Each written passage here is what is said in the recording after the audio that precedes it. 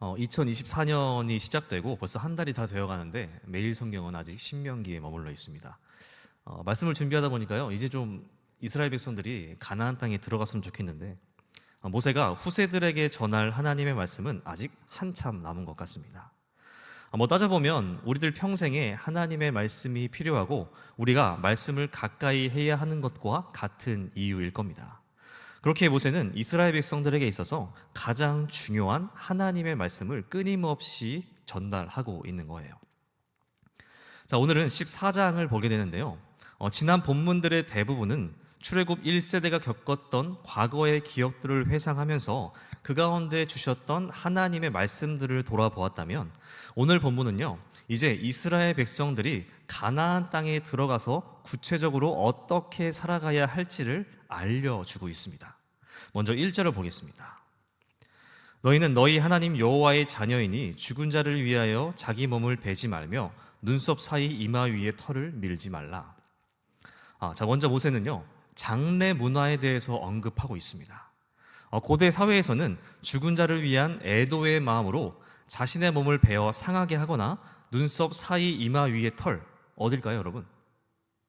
그냥 머리카락이라고 보면 됩니다. 그냥 머리를 길게도 쏘는 거예요. 어쨌든 머리를 미는 행위로 죽은 자의 넋을 위로했다고 해요. 지금으로 따지면 제사의 방법이라고 할까요? 이러한 행위들이 제사의 종류 중 하나였던 것 같습니다. 모세는 이러한 일들을 하지 말라고 명확하게 금지하고 있는데요, 그 이유를 처음에 제시하고 있어요. 이유가 뭔가요? 너희가 여호와의 자녀이기 때문이라는 거예요. 당시에 널리 퍼져 있는 장례 문화들은 이방 종교에서 나온 문화가 많았고, 이러한 행위들은 죽은 자를 위로하는 것을 넘어서 죽은 자를 숭배하는 의식과도 관련되어 있었다고 합니다. 그렇기 때문에 하나님의 자녀들에게 있어서 이러한 문화는 절대 따르면 안 되는 문화였던 거죠.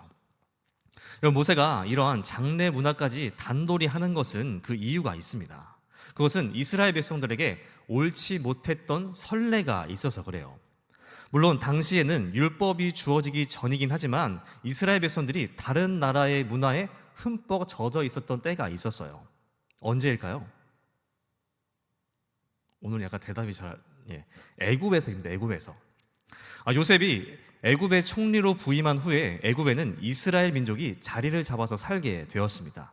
그 시간은 자그마치 400년입니다. 400년. 성경에 다 기록하진 않았지만 율법이 주어지기 전이었던 이 400년이라는 시간 동안 이스라엘 백성들이 자연스럽게 애굽의 문화를 받아들이며 살지 않았을까요? 여러분, 레위기에 보면요, 하나님의 율법 가운데 근친 상간에 대한 기록이 나오는 부분이 있습니다. 그 부분을 보면 하나님은 먼저 이렇게 말씀하세요. 레위기 18장 3절 4절의 말씀입니다. 너희는 너희가 거주하던 애굽 땅의 풍속을 따르지 말며 내가 너희를 인도할 가나안 땅의 풍속과 규례도 행하지 말고 너희는 내 법도를 따르며 내 규례를 지켜 그대로 행하라. 나는 너희의 하나님 여호와이니라. 이스라엘 백성들은 애굽에 사는 동안 그 나라의 문화를 자연스럽게 받아들였고 애굽을 벗어나서도 그 문화를 이어왔던 것 같습니다. 오죽하면 하나님이 이렇게 말씀하고 계시겠어요.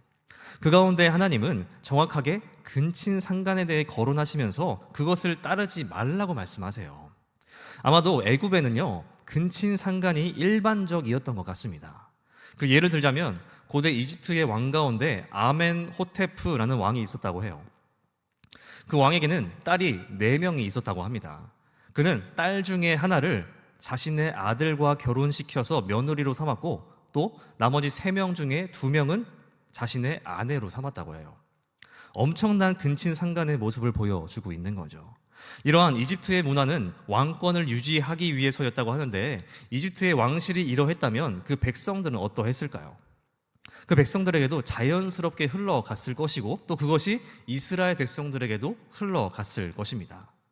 그렇게 하나님은 애굽에서부터 시작된 이러한 문화를 이어가선 안 된다고 끊어버려야 한다고 말씀하고 있는 거예요. 이처럼 여러분, 이스라엘에는요, 다른 나라의 문화를 받아들였던 선례를 가지고 있었습니다. 그렇게 모세는 가나안 땅의 문화와 또 이방 종교에서 나온 장례 문화를 따라갈 것을 염려했던 것 같아요. 그래서 이스라엘 백성들의 이 장례 문화부터 바로 잡아주고 있는 거죠. 죽은 자를 애도할 수는 있다. 하지만 나의 몸을 자해하고 머리를 미는 행위는 잘못된 행위다라고 알려주고 있는 거죠. 여러분, 이렇게 모세는 이스라엘에게 장례 문화에 대해서 가르치고 있는데요. 이러한 장례 문화라고 한다면 저와 여러분들에게도 떠오르는 것이 한 가지 있습니다. 장례식에서의 절에 관한 문제예요. 절. 그리스도인들은 장례식에서 절을 해도 될까요? 안 될까요? 해도 된다? 안 되나? 제가 좀 찾아보니까요, 기독교 안에서도 여러 가지 의견이 있어요. 첫 번째는 절을 하는 행위는 10계명의 제1계명을 어기는 행위이기 때문에 해서는 안 된다라고 합니다. 1계명을 보면 나 외에 다른 신을 섬기지 말라라고 해요. 그러니까 이러한 주장을 하는 사람들은요, 절을 하는 행위는 죽은 자를 우상시하는 것과 마찬가지이기에 절을 하면 안 된다는 거예요. 그리고 정반대의 의견도 있습니다. 그것은 10계명 제5계명을 가지고 말해요. 제5계명은 너의 부모를 공경하라입니다. 부모는 죽어서도 부모이기 때문에 절을 하는 행위는 최고의 공경을 뜻을 표하는 행위이기에 절을 해도 된다라는 거예요. 그럼 어떤가요? 뭐가 맞는 것 같습니까? 이 이야기를 아는 분이 있는지 모르겠는데 예전에 연예인 가운데 한 분이 동료들과 무리를 지어서 장례식에 간 적이 있었대요. 그런데 이 한 분만 기독교인이었다는 겁니다. 그래서 그분이 장례식에 들어가기 전에 나는 절을 하지 않겠다, 나는 기도하겠다 하고 선포하면서 들어갔대요. 그런데 막상 영정 앞에 서고 기도할 때가 됐는데 살짝 눈치를 보더니 기도하더니 갑자기 이렇게 엎드렸다고 합니다. 그걸 보고 같이 갔던 무리들은 절을 하는데 웃겨서 어깨가 들썩들썩 했다는 이야기. 여러분, 이 사람이 했던 행위가 틀렸던 일이었을까요? 모든 종교에는 제사가 있습니다. 그런데 그 제사의 핵심은 기억하는 것에 있고 기념하는 것에 있어요. 그런데 우리나라의 제사 문화는 너무나도 형식적인 것에 치우쳐져 있다는 겁니다. 차례상을 차리는 것을 중시 여기고 또 절하는 것을 중시 여겨요. 그러다 보니까 핵심은 사라지고 형식만 남아 있다는 거죠. 그래서 전통 제사를 중히 여기는 곳에서는 기도하는 것을 배척하는 경우도 있습니다. 죽은 사람을 기억하고 기념하는 것은 뒷전이고 행위를 중요하게 여기게 되었다. 그러니까 여러분, 우리는 장례식장에 가서 절을 해도 된다, 안 된다? 될까요, 안 될까요? 상관이 없습니다. 상관없어요. 그 마음이 중요하다는 겁니다. 죽은 사람을 우상시하며 절하는 것이 아니라 죽은 사람을 기억하며 공경의 마음을 담아 절을 하는 것은 아무 상관이 없다. 다만 한 가지는요, 우리가 절하는 모습을 보였을 때 누군가가 시험에 들 만한 경우가 있다면 그런 때는 기도하는 것이 낫다라고 정리할 수 있겠습니다. 자, 이처럼 1절에서 모세는 장례 문화에 대해서 바로 잡고 있습니다. 이스라엘이 이방 종교의 장례 문화를 따르면 안 되는 이유를 분명하게 설명했어요. 여호와의 자녀이기 때문에. 하나님의 자녀는 이방 종교를 따르지 않고 그 행위조차도 따르지 말아야 합니다. 그것은 따라야 할 것이 따로 있다는 거죠. 자, 2절입니다. 너는 너의 하나님 여호와의 성민이라. 여호와께서 지상 만민 중에서 너를 택하여 자기 기업의 백성으로 삼으셨느니라. 앞서 이스라엘 향해서 하나님의 자녀라고 했던 모세는 한 번 더 이스라엘이 어떤 존재인지 강조하고 있습니다.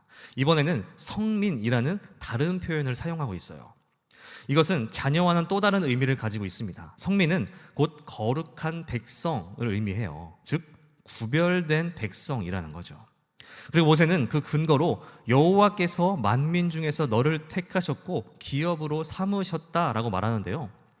여기 기업으로라는 표현은 개인의 소유물, 특별한 보물이라는 뜻으로 이스라엘이 하나님 개인의 특별한 소유물임을 나타낸다고 합니다. 그러니까 이스라엘이 하나님의 자녀이고 거룩한 백성이 될 수 있는 이유는 이스라엘이 무엇을 잘했거나 그러한 자격이 되어서가 아니라 하나님께서 그들을 자신의 소유물로 삼으셨기 때문이라는 거예요. 그렇게 하나님의 소유물인 이스라엘 백성은 하나님에 관한 것, 하나님을 향한 것, 하나님을 위한 것을 따라 세상과는 다른 분별된 삶을 살아야 한다는 거죠. 이방 종교를 따르지 않고 세상의 다른 문화를 따르지 않고 오로지 하나님을 따라 살아야 한다는 것을 알려주고 있는 것입니다. 계속해서 보시면 이제 모세는 음식에 대한 규례들을 열거합니다. 성민된 이스라엘 백성들은 하나님의 뜻에 따라 먹는 것도 제한된다고 할까요? 먹는 것도 마음대로 먹을 수 있는 것이 아니라요, 가려 먹어야 한다는 거예요. 3절입니다. 너는 가증한 것은 무엇이든지 먹지 말라.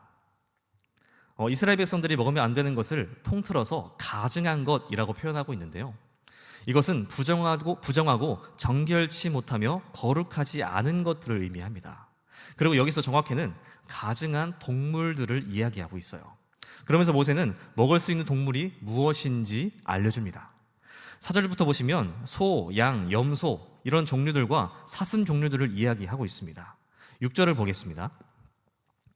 짐승 중에 굽이 갈라져 쪽발도 되고 새김질도 하는 모든 것은 너희가 먹을 것이니라. 자, 먹을 수 있는 동물들을 나열한 모세는 무엇을 먹을 수 있는지 특징을 정리해주고 있어요. 첫 번째는 굽이 갈라져 쪽발이 되는 동물이어야 합니다. 이것은 굽이 있다고 해서 다 먹을 수 있는 것이 아니라 굽이 두 갈래로 갈라진 동물이라야 먹을 수 있다는 것을 정리해 줍니다. 그리고 두 번째 특징은 새김질을 해야 한다는 거예요. 우리가 잘 알기로 소가 되새김질을 한다고 하잖아요. 소가 음식을 먹을 때 다 먹고 나서 위에 저장한다고 합니다. 그리고 그것을 개원해서 그 음식을 되새김질을 하는 그 음식을 다시 씻는다고 해요. 그게 되새김질입니다. 이스라엘 백성들은 이처럼 굽이 두 갈래로 갈라지고 되새김질하는 동물들만 먹을 수 있다는 거죠. 그런데 이러한 명확한 기준을 제시하지만 애매한 경우가 있을 수 있잖아요. 그러한 경우를 대비해서 모세는요, 부정한 동물을 몇 가지로 예를 들어줍니다. 7절, 8절입니다. 다만 새김질을 하거나 굽이 갈라진 짐승 중에도 너희가 먹지 못할 것은 이것이니 곧 낙타와 토끼와 사반, 그것들은 새김질을 하나 굽이 갈라지지 아니하였으니 너희에게 부정하고, 돼지는 굽이 갈라졌으나 새김질을 못함으로 너희에게 부정하니 너희는 이런 것의 고기를 먹지 말 것이며 그 사체도 만지지 말 것이라. 먹을 수 있는 동물의 두 가지 특징을 알려준 모세는 분명히 이 두 가지 조건을 모두 충족해야 먹을 수 있다는 것을 알려주기 위해서 한 가지의 조건들만 가지고 있는 동물들을 제시하고 있어요. 먼저는 새김질을 하지만 굽이 갈라지지 않은 낙타, 토끼, 사반. 사반은 바위 너구리로 보는 견해가 우세하다고 합니다. 이것들은 새김질은 하되 굽이 갈라지지 않았기에 부정한 동물이며 먹으면 안 된다는 거죠. 그리고 두 번째 경우는 굽이 갈라졌으나 새김질을 하지 않는 동물입니다. 뭔가요? 돼지죠, 돼지. 돼지 또한 하나의 조건만 충족하기에 부정한 동물에 속한다는 겁니다. 실제로 여러분, 지금까지도 유대인들은요, 돼지를 부정한 동물로 여겨서 돼지의 맛을 모르며 살아가고 있다고 합니다. 못 먹으니까 차라리 그냥 모르며 사는 게 나은 것 같기도 해요. 계속해서 보시면 이제 물에 사는 것의 기준을 제시하고 있어요. 9절, 10절입니다. 물에 있는 모든 것 중에서 이런 것은 너희가 먹을 것이니 지느러미와 비늘이 있는 모든 것은 너희가 먹을 것이요 지느러미와 비늘이 없는 모든 것은 너희가 먹지 말지니 이는 너희에게 부정함이니라. 앞서 땅에 사는 짐승들 중에 두 가지 조건을 충족하는 동물들만 먹을 수 있었던 것처럼 물에 사는 것 또한 두 가지 조건을 충족해야 한다는 거예요. 첫 번째는 지느러미가 있어야 하고, 그리고 두 번째는 비늘이 있어야 한다는 거죠. 이 두 가지가 다 있는 어류이어야만 이스라엘 백성들이 먹을 수 있고, 비늘만 있든지 또는 지느러미만 있는 물고기는 부정한 물고기이기에 먹을 수 없다는 거예요. 여기서 모세는 예를 들지 않는데 그것은 물고기를 잘 몰라서 그랬던 것은 아닌가 싶습니다. 우리로 예를 들어보자면 뭐가 있을까요, 여러분? 메기, 그렇죠. 여러분들이 좋아하는 해산물은 뭐가 있나요? 저는 광어회를 좋아하는데, 뭐 사달라는 건 아니고요. 광어회를 좋아하는데 찾아보니까 다행히도 광어에도 비늘이 있을까요, 없을까요? 몇 개 달려 있더라고요, 몇 개. 그래서 율법대로라면 광어도 먹을 수 있는 어류예요. 자, 모세가 제시한 기준에 의하면 우리가 먹는 것 중에 상당수는 부정한 것으로서 먹지 못하는 것이 되는 거예요. 이 또한 유대인들은 지금까지도 지키고 있다고 합니다. 그리고 이어서 11절부터 보시면 이번에는 조류에 관한 규례를 열거하고 있습니다. 부정한 조류들을 제시해주고 그 외의 것들이 정한 것이니 먹을 수 있다라고 말하고 있어요. 여기 보시면 부정한 새의 조건도 두 가지로 나뉘고 있는데요. 첫째는 날아다니는 것이며 두 번째는 기어다니는 것입니다. 그것들을 아주 잘 정리해주고 있어요. 근데 여기 보면 생소한 조류의 이름들이 등장합니다. 크게 중요하지 않으니까 궁금한 분들은 나중에 찾아보십시오. 여러분, 그렇다면 날아는 다니지만 기어 다닐 수 없는 것, 또는 기어는 다니지만 날 수 없는 조류는 무엇이 있을까요? 여기에는 타조가 포함될 수도 있어서 정한 조류가 아닌가 하는 생각이 들 수도 있지만, 모세가 타조를 따로 거론한 이유는 그 이유가 있을 겁니다. 저는 모르겠어요. 타조 외에 우리가 잘 알만한 정한 조류에 속하는 것은 닭을 예로 들 수 있겠습니다. 여러분, 이처럼 모세는요, 장래 문화에 대해서 바로잡아주고 이어서 음식에 대한 규례를 이스라엘 백성들에게 제시해주고 있는데요. 하나님이 음식에 대해서 정한 것과 부정한 것으로 나누시면서 먹을 수 있는 것과 먹으면 안 되는 것을 정해놓으신 근본적인 이유가 무엇일까요? 이것을 먹으면 건강에 좋고 저것을 먹으면 건강에 해로우니 먹어도 된다, 먹으면 안 된다라고 하는 걸까요?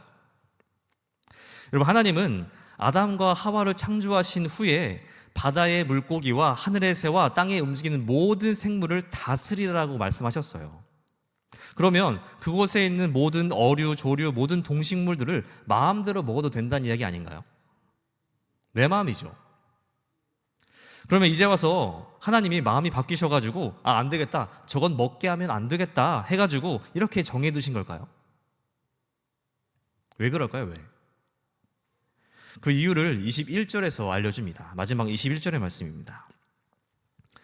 너희는 너희의 하나님 여호와의 성민이라 스스로 죽은 모든 것은 먹지 말 것이나 그것을 성중에 거류하는 객에게 주어 먹게 하거나 이방인에게 파는 것은 가하니라.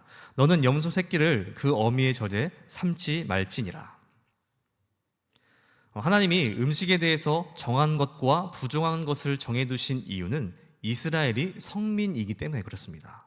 그러니까 하나님이 특별히 선택하셔서 구별해둔 자들이기 때문에 그래요. 여기 보시면 이스라엘이 선택된, 구별된 자들이라는 것을 한 번 더 보여주고 있는데요. 여기에 세 부류의 사람이 등장해요. 성민된 이스라엘, 객, 이방인. 성민된 이스라엘 백성들은 죽은 모든 것을 만져도 안 되고 먹으면 안 되는데, 객들은 그것을 먹을 수도 있고 이방인들은 죽은 것을 살 수도 있습니다. 객과 이방인들은 할 수 있는데 성민된 이스라엘은 할 수 없어요. 이스라엘은 그들과는 다른 민족이라는 겁니다. 그것이 이스라엘과 이방 민족의 차이라는 거죠. 여러분, 이처럼 하나님은 이스라엘 민족이 이방 민족들과는 다른 민족임을 나타내게 하기 위해서 이러한 음식에 대한 규례를 주신 것입니다. 정한 것을 먹고 부정한 것을 먹지 않음으로 인해서 이스라엘이 더욱 거룩해지게 하기 위함이라는 거죠. 근데 여러분, 정말 정한 것만 먹고 부정한 것을 먹지 않으면 정말 거룩해지는 걸까요? 하나님이 정한 것만 먹으면 거룩해지니까 부정한 것은 먹지 마, 정한 것만 먹어, 이러시는 걸까요? 아니겠죠. 하나님은 이러한 행위를 중요하게 여기시는 것이 아니라요, 이러한 행위를 통해서 하나님을 기억하기를 바라시는 거예요. 여러분, 신명기를 보시면 아시겠지만 여기서 가장 많이 등장하는 말이 여호와 하나님을 기억하라입니다. 하나님은 하나님을 기억하게 하기 위해서 이러한 규례를 이스라엘에게 주고 계시는 거예요. 돼지를 보면서 이 동물은 하나님이 부정한 동물이라 말씀하셨으니까 먹지 말아야지.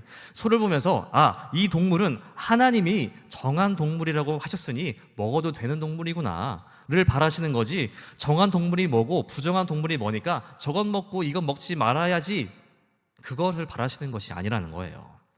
모든 것은 하나님을 기억하게 하기 위한 수단이고 방법일 뿐이지 정하고 부정한 게 중요한 것이 아니라는 겁니다. 진짜 먹는 것으로 거룩해질 수 있다면 저는 날마다 소고기 먹겠습니다. 비싸니까 소불고기 같은 거. 여러분, 여기서 중요한 것은요, 하나님을 기억하며 살아가느냐, 그것이 중요한 것이죠.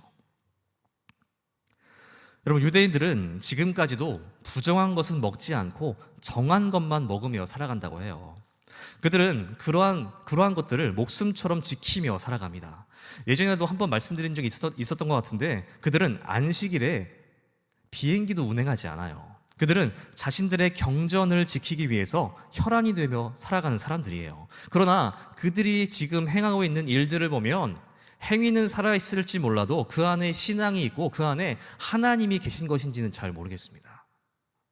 너무나도 오랫동안 지켜온 일이기 때문에 행위와 형식은 잘 갖추어져 있는지는 몰라도 핵심이 빠져 있는 것은 아닌가 싶어요. 아까 말씀드렸던 우리나라의 제사와 좀 비슷하지 않나요? 죽은 사람을 기억하고 기념하는 것은 사라지고 차례상과 절만이 남아있는 모습. 여러분, 우리의 모습은 어떤가요? 우리는 신앙생활을 하고 있습니다. 주일이 되고 시간이 되면 집에서 준비하고 교회 나와서 하나님을 함께 예배하죠. 그러나 그러한 행위와 형식은 잘 갖추어져 있지만 그 안에 정말 나의 신앙 고백이 녹아 들어가 있고 하나님을 기억하며 행하고 있는가?